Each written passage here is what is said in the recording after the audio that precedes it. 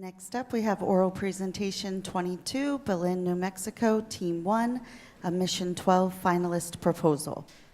Okay, so the name of our experiment is what is the effect of microgravity on radish rate of growth?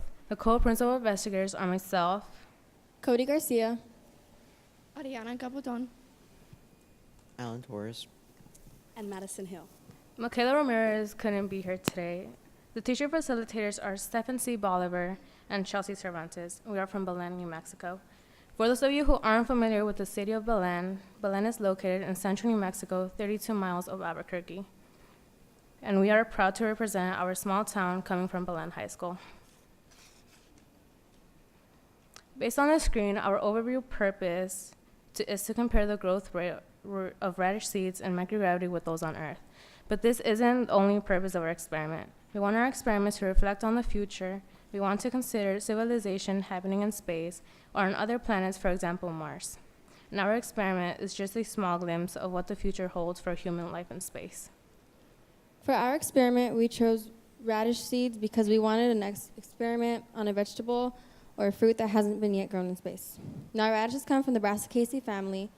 They tend to germinate from 4 to 10 days and prefer cold climates to grow in. Now, in August 10, 2015,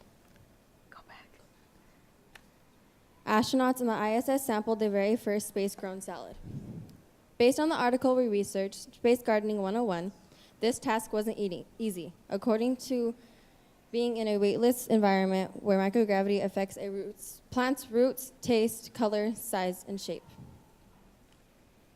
For our hypothesis, we agreed that our radish seed's rate of growth will be slower in microgravity than here on Earth. Basically, what helped us come up with our hypothesis was our background research. We thought if a weightless environment, in this case microgravity, affects a plant's roots, taste, and color, etc., then microgravity can possibly affect how fast or how slow a plant can grow. This is what we used for our materials. We used a type 3 FME tube, 2 clamps, sterile cotton, champion radish seeds, purified water, and formalin. To start off, we chose cotton in place of soil because cotton absorbs water as well as soil. And while cotton is less messier, then we have our radish seeds, which are the ones being tested. We have water to help the seeds sprout, and finally we have formalin to stop our radish plant from overgrowing. Here we have on the screen is our procedures. Steps 1 to 3 are basically just how we set up our FME test tube. For now, on step 4, it says unclamp clamp A while gently shaking. This will allow water to reach our test tube filled with the cotton. And then, let's see. And this will allow water to why we use the cotton swab because we want to make sure that cotton swabs normally absorb as much water as possible. So with that, it can help gather as much water as possible for the seed to be able to grow. So then, that'll be able to grow. Okay. On the screen is our database. The way we did this was by observing every 4 days for a total of 8 days, and we recorded our observations. What we noticed from day 0 through 4 was that our seeds were very stale and didn't have any sprouts. Then from days 5 through 8, our seeds were cracked and began to sprout.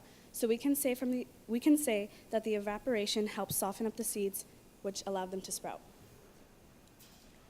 On our discussion page, we don't have any microgravity data for our experiment. So in this case, we went with our hypothesis and predicted that microgravity would have slowed down the germination of growth on the radish seeds, according on how a weightless environment can affect a plant's rate of growth, shape, color, roots, and texture.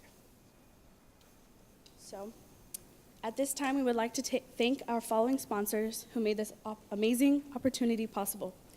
We have New Mexico Space Grant, Sandia National Labs, Robert and Candace Dubel, Subaru, and also our supportive community of Belen, New Mexico. Thank you.